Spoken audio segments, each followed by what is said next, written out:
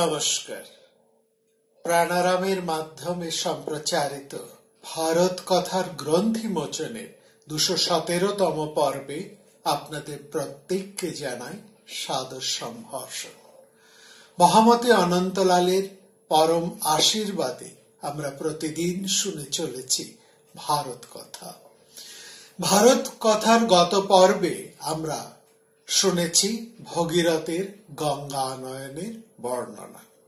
এই সঙ্গে আমরা তার লৌকিক কথা, পুরাণ কথা এবং সেই পুরাণ কথার বৈজ্ঞানিক ব্যাখ্যাটুকু আমরা গত পর্বে শুনেছি। গত পর্বে আমরা শুনলাম যে গঙ্গা সবেগে মহাদেবের শীর্ষে এসে পৌঁছেছে, ঝরে ঝরে পড়ছে এবং মহাদেব যেন স্বয়ং গঙ্গাকে ধারণ করছেন নিজের জটায়।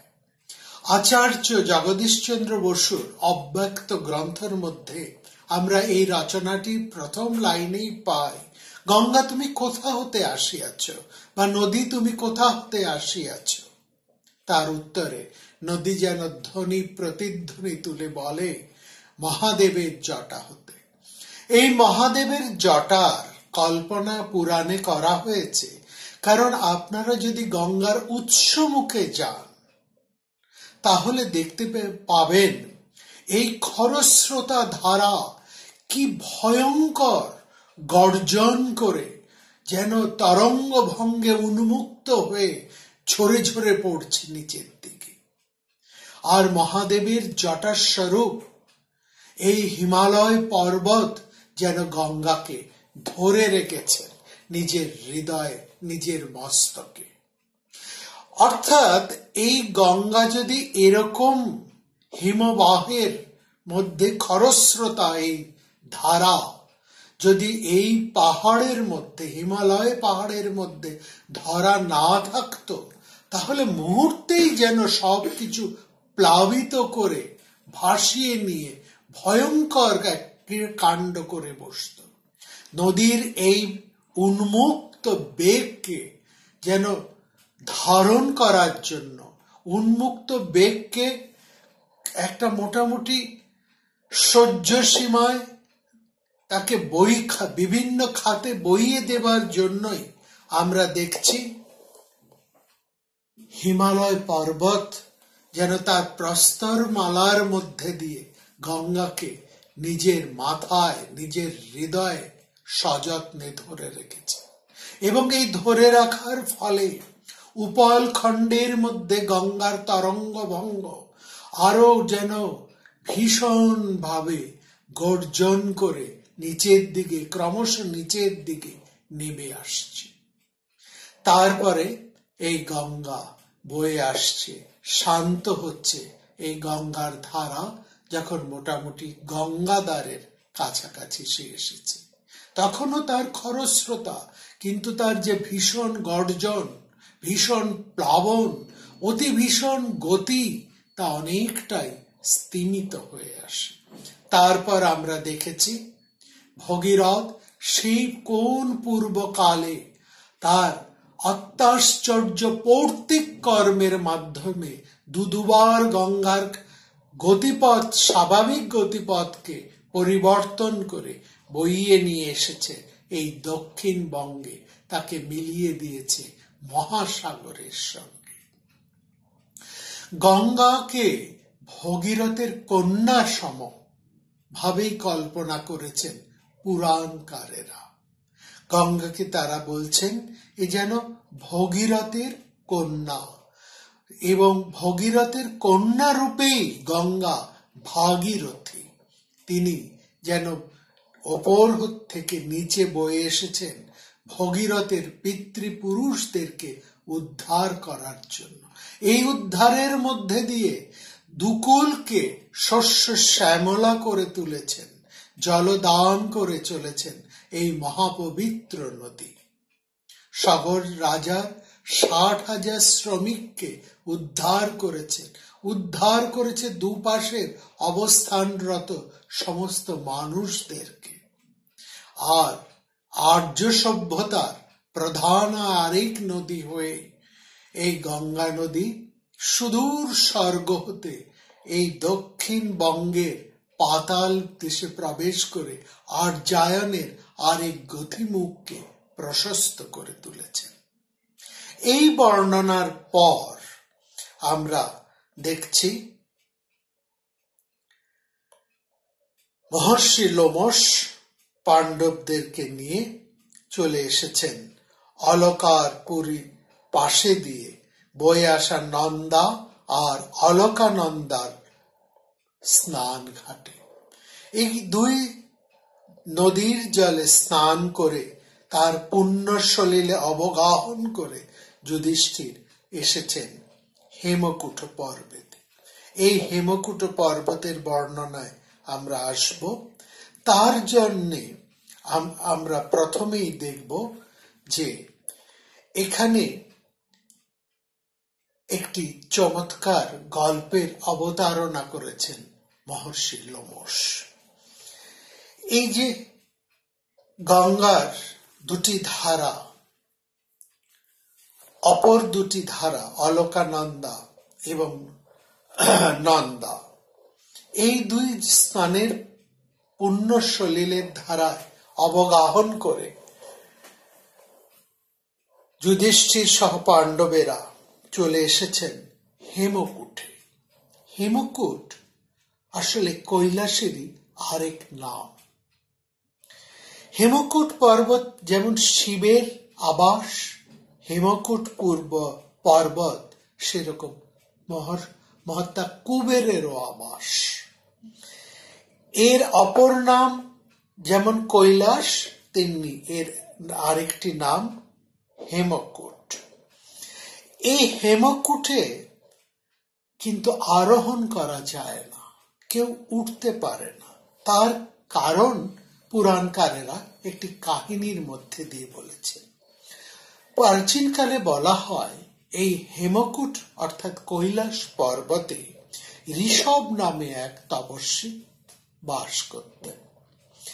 সেই ঋষভের নামেও এই পর্বতকে অনেকে ঋষভকূটও বলেন। ঋষভ তপস্বী, প্রাচীন তপস্বী, এবং তিনি কোন রকম শব্দ পছন্দ করতেন না। তার স্বভাবটা ছিল মৌন স্বভাবে। তিনি কোন রকম শব্দ কোলাহল একেবারেই পছন্দ করতেন না। সেজন্যই তিনি তার তপস্যার স্থান হিসেবে এই হেমকূট বা কৈলাস পর্বতকে বেছে নিয়েছিলেন। একদিন সেখানে কিছু মানুষ এসে গল্প কাছা আরম্ভ করে দেয় এবং ঋষভ মুনি তাতে খুব অসন্তুষ্ট হন। তিনি সেই হেমকূট পর্বতকে উদ্দেশ্য করে বললেন, যদি এখানে কোনো বহিরাগত বাইরের কোনো মানুষ এসে কথা বলে, তুমি তার উপরে প্রস্তর নিক্ষেপ করবে। ইহ ব্যাহারত কশ্চিৎ উৎপালন সৃজত তদা, তুমি তার উপর উপল খণ্ড অর্থাৎ প্রস্তর খণ্ড নিক্ষেপ করবে। তিনি সেই সঙ্গে সেই হেমকূটে বহমান হাওয়াকে ডেকেও বলেছিলেন, তুমি দিন রাত অত গর্জন করবে না, এখানে নীরবে বইবে। অদ্ভুত ব্যাপার, কৈলাস পর্বতে আমরা তার কাছাকাছি যদি যাই, কৈলাস দর্শন করতে যারা যান তারা ফিরে এসে বলেন, অদ্ভুত এক শান্ত পরিবেশ, এক প্রশান্ত সেখানে বসন্ত বাতাবরণ সেখানে বিরাজ করছে। সেখানে হাওয়ার শব্দ নেই। কোনো মানুষের পক্ষে সেই হেমকূটে আরোহণ করাও সম্ভব নয়। সমস্ত পর্বতকে মানুষ জয় করেছে, কিন্তু কারো পক্ষে এখনো কৈলাস বিজয় সম্ভব হয়নি। মহর্ষি লোমশ বলছেন যে এই হেমকূট বা কৈলাস পর্বতকে তুমি দূর হতে দর্শন করো, এখানে আরোহণ করা যায় না, এখানে কোনো কথা বলবে না, শান্ত হয়ে এখানে বসে ধ্যান ও তন্ময়তার সাথে এখানকার পবিত্রতাকে অনুভব করতে হয়। সেখানে সবসময় বায়ু বয়, মেঘ বর্ষণ করে, বেদপাঠের ধ্বনি শোনা যায়, অথচ কোনো জনমানুষের শব্দ সেখানে শোনা যায় না। সেখানে যেন প্রাতঃকালে সন্ধ্যাকালে ভগবান অগ্নিকে দর্শন করা যায়। সেখানে মানুষের বৈরাগ্য ভাব আপনা হতেই চলে আসে। এই ঋষভের মাহাত্ম্যে সমগ্র হেমকূট তথা কৈলাস পর্বতে এক অদ্ভুত নিস্তব্ধতা সবসময় বিরাজ করছে। এখানে যাদের তপস্যা নেই তারা এই কৈলাস পর্বতে আরোহণ করতে পারে না। অল্প তপস্যার মানুষেরাও এই কৈলাস পর্বতের কাছাকাছিও যেতে পারে না। এখানে দেবতারা উত্তম যজ্ঞ করেন, কারণ এই স্থান অতি পবিত্র। এরপর যুধিষ্ঠিরদেরকে নিয়ে লোমশ মুনি অলকানন্দায় স্নান করে চলে এলেন কৌশিকী নদীর তীরে। এই কৌশিকী নদী আসলে রামায়ণের কুশী নদী, পরবর্তীকালে যার নাম হয় কোশী।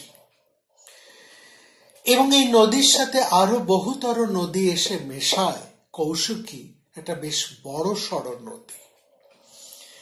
এবং এই কৌশিকী নদী অলকানন্দা স্নান করার পর মহর্ষি লোমশ কৌশিকী নদীর ইতিহাস একটু শোনালেন পাণ্ডবদের। কৌশিকী নদী যে রামায়ণের নদী বলে বিখ্যাত তা নয়, অতি প্রাচীন কাল হতে, সেই ঋগ্বেদের প্রথম অবস্থা হতেই কৌশিকী নদী বিখ্যাত।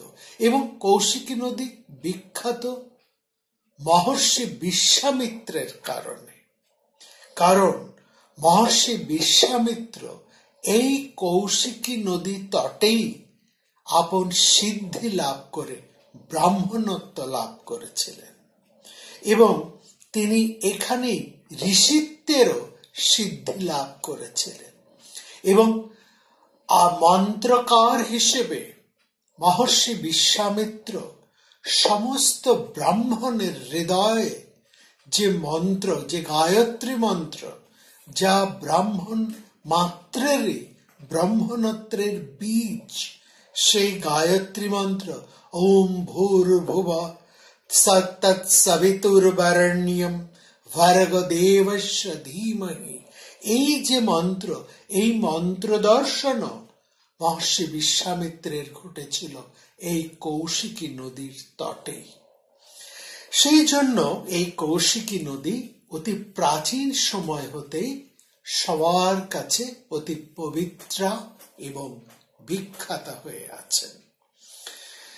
লোমশ মুনি এরপর পাণ্ডবদেরকে বিশ্বামিত্র আশ্রমটি প্রদক্ষিণ করালেন। তিনি দেখালেন ওখানে কোথায় রয়েছে বিশ্বামিত্রের আশ্রম। ব্রহ্মর্ষি বিশ্বামিত্র ক্ষত্রিয় কুলে জন্মগ্রহণ করেও কঠোর তপস্যা বলে ব্রাহ্মণত্ব লাভ করেছিলেন। ইনি সপ্তর্ষিদের ঋগ্বেদের তৃতীয় মণ্ডলের সমস্ত সূক্তের মন্ত্রগুলোর দর্শনকতা বা অভিবক্তা। এবং বিশ্বামিত্র সেই সময় বশিষ্ঠ মুনি, এরা দুজন সমসাময়িক। রাজা কুশ কান্যকুব্জের রাজা ছিলেন মহারাজ কুশ। কুশের পুত্র কুশিক, কুশিকের পুত্র গাধী, গাধীর পুত্র মহর্ষি বিশ্বামিত্র। অর্থাৎ গাধীর পর্যন্ত এরা সবাই ছিলেন ক্ষত্রিয়, বিখ্যাত ক্ষত্রিয় রাজা, অতি বিখ্যাত পরাক্রমী ক্ষত্রিয় রাজা। কিন্তু বিশ্বামিত্র আপন তপস্যা বলে তিনি ব্রাহ্মণত্ব এবং ঋষিত্ব লাভ করেছিলেন। এই জন্য বিশ্বামিত্রের আরেক নাম, যেহেতু তিনি কুশের পুত্র কুশি, কুশিকের পুত্র গাধি এবং গাধির পুত্র বিশ্বামিত্র, এবং বিশ্বামিত্রের পুত্র একজন বিখ্যাত ঋষি মধুচ্ছন্দা। যেহেতু বিশ্বামিত্র কুশিক মুনির বংশীয়, এই জন্য মহর্ষি বিশ্বামিত্রকে কৌশিক বা গাধেয় বলে সম্বোধন করা হয়। আর এই কৌশিক অর্থাৎ বিশ্বামিত্রের কৌশিক নাম থেকেই এই নদীটির নাম হয় কুশি নদী বা কৌশিকী নদী। তো বিশ্বামিত্রের জীবনে সর্বশ্রেষ্ঠ ঘটনা হচ্ছে ব্রহ্মর্ষি বশিষ্ঠের সাথে বিরোধ। এই কথা আমরা ঋগ্বেদের মধ্যে পাই। ব্রাহ্ম ক্ষত্রিয়দের মধ্যে শ্রেষ্ঠত্ব নিয়ে যে দ্বন্দ্ব চলেছিল তা এই ঋষির জীবন থেকে প্রমাণিত হয়। এই বিরোধের কথা ঋগ্বেদে অনেকবার উল্লেখ করা হয়েছে। এই দুই ঋষির শত্রুতা শেষে রক্তপাতে পর্যবসিত হয়। বিশ্বামিত্রের পুত্র বশিষ্ঠ কর্তৃক নিহত হয়। আবার বিশ্বামিত্রের প্ররোচনায় মহারাজ কলমশপাদ, যিনি শাপগ্রস্ত হয়ে রাক্ষসে পরিণত হয়েছিলেন, তিনি বশিষ্ঠের পুত্রকেও ভক্ষণ করেছিলেন। তার কথা আমরা আগে বলেছি, সেই যে অদৃশ্যন্তীর কথা। সেই সময় বশিষ্ঠ বিশ্বামিত্র একই সময়ে সুদাস রাজার পুরোহিত ছিলেন। তাতে দুই ঋষির মধ্যে শত্রুতা সৃষ্টি হয়। এই সূত্রেই বিশ্বামিত্র যেমন বশিষ্ঠকে অভিসম্পাত করেছিলেন, বশিষ্ঠ বিশ্বামিত্রকে বিরুদ্ধে কঠোর মন্ত্র উচ্চারণ করেছিলেন। আবার আরেকটি জায়গা থেকে আমরা জানতে পারি, চন্দ্রবংশীয় অমাবস্যুর বংশধারায় তো এই মহর্ষি বিশ্বামিত্রের জন্ম। আর বিশ্বামিত্রের ভাগ্নে হচ্ছেন যমদগ্নি, মহর্ষি যমদগ্নি। দুজনে কিন্তু সমবয়সী ছিলেন।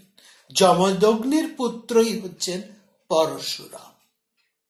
যাই হোক, এই কথাগুলোতে আমরা পরে আসব এইসব আলোচনায়।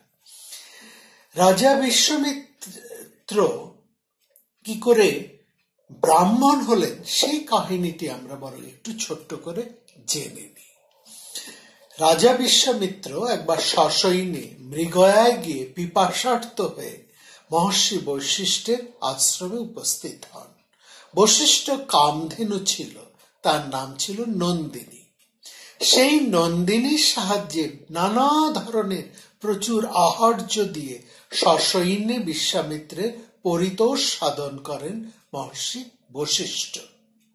বিশ্বামিত্র কামধেনুর আশ্চর্য গুণ জেনে বশিষ্ঠের কাছে সহস্র ধেনুর বিনিময়ে বশিষ্ঠের সেই কামধেনুটি প্রার্থনা করেন। কিন্তু বশিষ্ঠ ওটা দিতে অস্বীকৃত হয়। দুজনের মধ্যে প্রবল বিবাদ আরম্ভ হলো।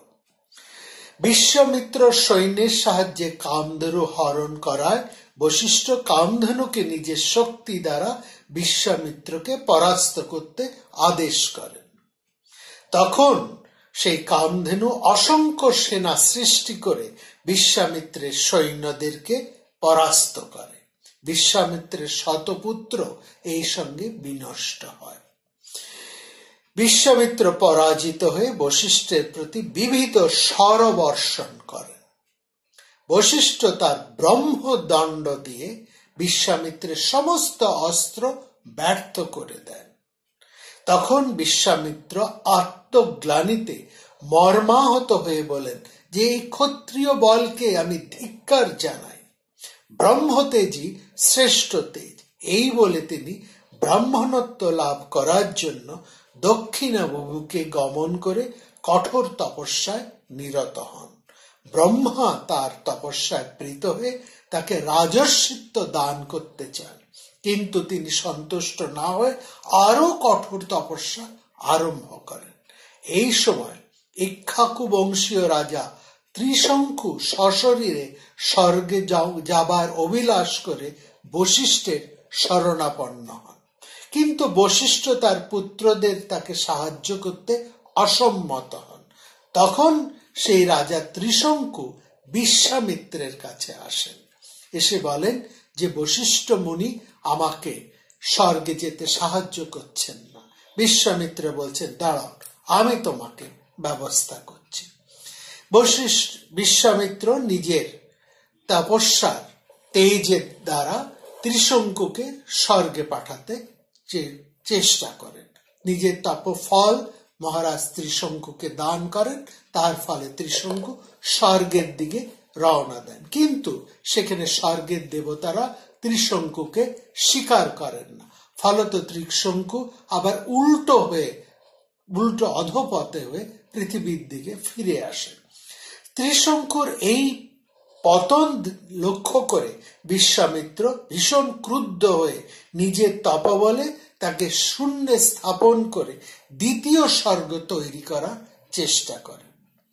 সেই সময় দক্ষিণাংশে যেন আরেকটা সপ্তর্ষি মণ্ডলের সৃষ্টি হয়।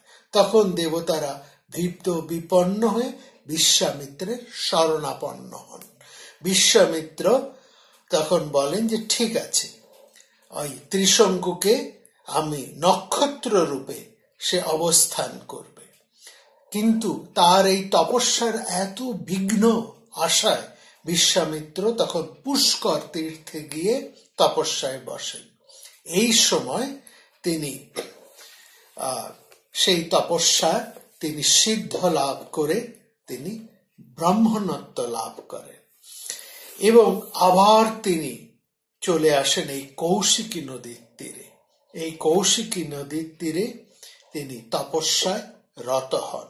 এখানে তিনি ব্রহ্মার বরে ব্রাহ্মণত্বের সাথে মহর্ষিত্ব প্রাপ্ত হন। এই হচ্ছে ছোট করে বিশ্বামিত্রের ইতিহাস। এবং বিশ্বামিত্রকে পরবর্তীকালে আমরা দেখি বশিষ্ঠ ব্রহ্মর্ষি হিসাবে স্বীকার করে নিয়েছেন। তো এই বিশ্বামিত্রের তপপ্রভায় এই কুশ নদী, যিনি বিশ্বামিত্রকে ধারণ করেছেন, বিশ্বামিত্রের ব্রহ্ম তেজকে ধারণ করে রেখেছেন, অর্থাৎ যার কুলে বসে বিশ্বামিত্র ব্রহ্মর্ষি হয়ে উঠেছেন, ফলত এই কুশ নদী বিশ্বামিত্রের নামে কৌশিকী নদী হয়ে ওঠেন। এইখান থেকে আমরা দেখছি মহর্ষি কাশ্যপ তাদেরকে নিয়ে তিনি চলে এলেন আরেকটা কাশ্যপ মুনির আশ্রমের দিকে। আমরা একের পর এক লোমশ মুনিকে দেখছি সেই প্রাচীন কালের ইতিবৃত্তগুলো তিনি শোনাচ্ছেন পাণ্ডবদেরকে, দেখাচ্ছেন সেই প্রাচীন আশ্রম এবং সেই প্রাচীন কালের পুরাণ ইতিহাস। বিশ্বামিত্রের আশ্রম এবং বিশ্বামিত্রের কাহিনী জানার পর সঙ্গে সঙ্গে যুধিষ্ঠিরের দৃষ্টি আকর্ষণ করলেন কাশ্যপ আশ্রমের দিকে। এই কাশ্যপ হলেন বিভাণ্ডক মুনি, তিনি কাশ্যপ গোত্রীয় এবং তার পুত্র হচ্ছে বিখ্যাত ঋষ্যশৃঙ্গ মুনি, যিনি রামায়ণের সেই বিখ্যাত ঋষ্যশৃঙ্গ মুনি, যার যজ্ঞ ফলেই দশরথ 4টি পুত্র লাভ করেছিলেন। এইখানে আমরা আশ্চর্যভাবে ভাবি যুধিষ্ঠির তীর্থ দর্শনে এসেছেন, অথচ সেসব তীর্থের কাহিনী তো আমরা রামায়ণের আদিকাণ্ডে পেয়েছি, যেখানে বিশ্বামিত্র তারকাবধের আগে কোশি এবং গঙ্গা পার করাচ্ছেন। সেই ঋষ্যশৃঙ্গ মুনির কাহিনী দশরথের পুত্র জন্মের সঙ্গে সঙ্গে আমরা শুনেছি। এমনকি এই যে বিখ্যাত বিশ্বামিত্রের কাহিনী, আরো যে তার সাথে জড়িয়ে আছে মহারাজ হরিশ্চন্দ্রের কাহিনী, তাও মহাভারতের মধ্যে আমরা শুনতে পাই। তাহলে মহাভারতের ঋষ্যশৃঙ্গের জীবন উঠে এসেছে সঠিক বিস্তারে, এবং সেখানে মহাভারতের কবির কোন উদ্দেশ্য সেই প্রাচীন গাথাটি আবার নতুন করে বর্ণনা করার, সেখানে আমরা দেখতে পাচ্ছি যে যুধিষ্ঠির যিনি তীর্থ দর্শনে এসেছেন, তীর্থস্থান দর্শন করছেন, তীর্থ সলিলে অবগাহন করছেন, সেখানকার জনমানুষদের দেখছেন, সেইখানকার জনপদের সাথে জানপদের চরিত্র, নদীর সাথে নদীর তটের সভ্যতার চরিত্র তিনি অনুধাবন করছেন। অর্থাৎ মহর্ষি লোমশ ভাবিকালের সম্রাটকে, তার অতীতকে পুঙ্খানুপুঙ্খ অতীতের সাথে, তার সভ্যতার সাথে, তার কৃষ্টির সাথে, তার ঐতিহ্যের সাথে ভাবিকালের সম্রাটকে পরিচয় করিয়ে দিচ্ছেন। মহাভারতের কবির হৃদয়টা এখানে আমাদের লক্ষ্য করা, যে এই প্রাচীন ভারতবর্ষের যে বিচিত্র সমাজ, তার বৈচিত্র্যের নানান নিদর্শন কবি আপন হৃদয় দিয়ে তার পাঠকের কাছে উন্মোচন করে দিচ্ছেন। রামায়ণের পূর্বানুভূত জীবনে যে জীবন রহস্য উন্মোচিত হয়নি, মহাভারত সেটা প্রকাশ করছেন কবি জনচিত এক বেদনায়। অথচ কাহিনীটি একই কাহিনী, সেই কাহিনীকে অতিক্রম করতে আমরা পারি না, কারণ এইখানে এক ভীষণ ইঙ্গিত রয়েছে মানুষের জীবনের, সভ্যতার এক অনন্য দিক এখানে তুলে ধরছেন মহাভারত এই ঋষ্যশৃঙ্গের জীবনের মধ্যে দিয়ে, মহর্ষি ঋষ্যশৃঙ্গের জীবনের মধ্যে দিয়ে।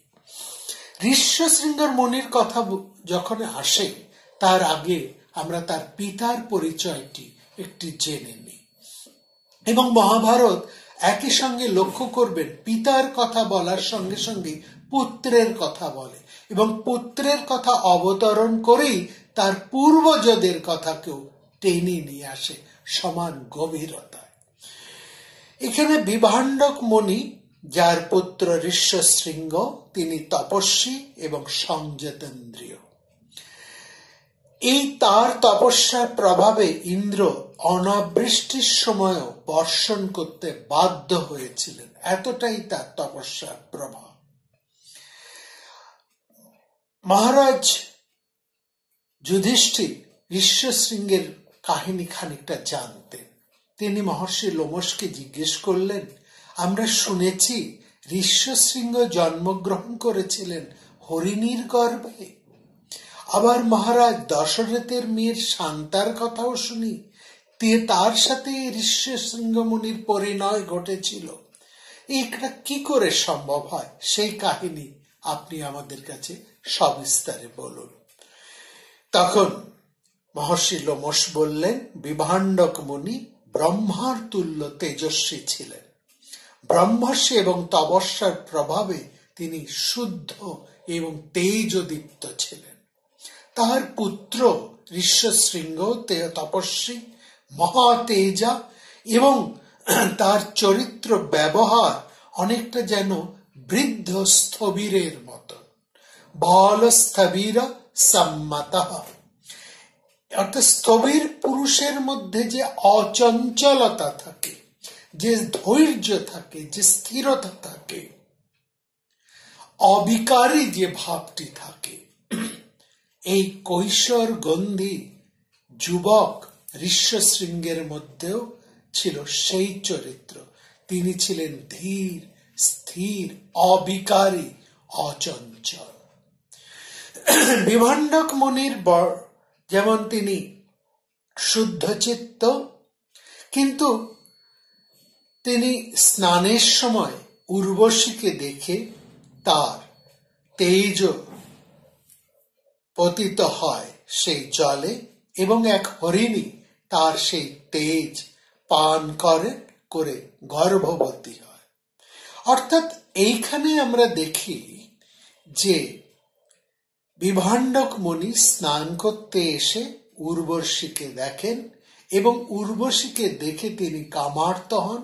কামার্ত হয়ে উর্বশীর গর্ভে তিনি সন্তান যে উৎপাদন করেন, এই সন্তানই হচ্ছেন ঋষ্যশৃঙ্গ।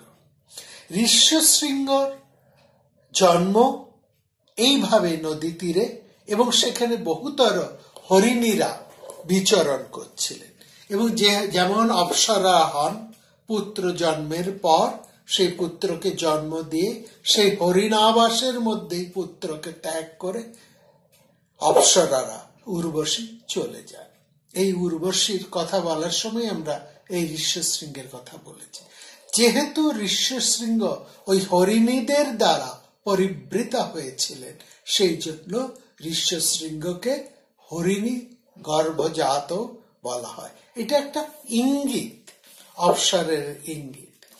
দীর্ঘকাল তপস্যা করে ক্লান্ত হয়ে পড়েছিলেন সেই ঋষি। দীর্ঘকালং পরিশ্রান্ত ঋষি চ দেব সংহিত। এবার তিনি ঈশ্বর অনুসন্ধানে ব্যপ্ত হয়ে আছেন। মানুষের যে যৌবন ধর্ম সে অতিক্রম করে তিনি সাধনে লিপ্ত হয়ে আছেন এবং এইরকমই একটা অবস্থায় যেন এক প্রকৃতির প্রতিশোধ নেমে এলো ঋষ্যশৃঙ্গের জীবনে। সেই প্রকৃতির প্রতিশোধ যা তার যৌবন গন্ধতে যৌবন সন্ধিকালে এলো। যেহেতু ঋষ্যশৃঙ্গ মুনি জন্মর অরণ্যের মধ্যে এক প্রবল তেজদীপ্ত পিতার তত্ত্বাবধানে এবং সেখানে অন্য কোনো জনমানুষের চিহ্ন না থাকায় ঋষ্যশৃঙ্গ মুনি স্বাভাবিক জীবনের কোনো স্পর্শ লাভ বা অনুভূতি তিনি লাভ করেননি। কিন্তু তার জীবন সেই বাল্যকাল থেকেই তপস্যায় মগ্ন বা নিরত ছিল। ফলত তিনি তপস্যা এবং মুনি জীবন ভিন্ন আর অন্য কোনো জীবনের পরিচয় তার আসেনি। কৈশোর হতে তিনি পরিণত হয়েছেন যৌবনে, কিন্তু তিনি মগ্ন রয়েছেন প্রবল তপস্যায়। কিন্তু জীবনেরও তো একটা অভিসন্ধি থাকে, প্রকৃতিরও তো কিছু কার্যক্রিয়া থাকে।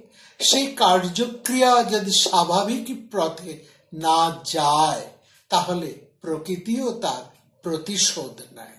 সেই প্রকৃতির প্রতিশোধে এবার নেমে এলো মহর্ষি যুবক ঋষ্যশৃঙ্গের জীবনে। কি সেই প্রতিশোধ শুনবো আমরা আগামী পর্বে। নমস্কার।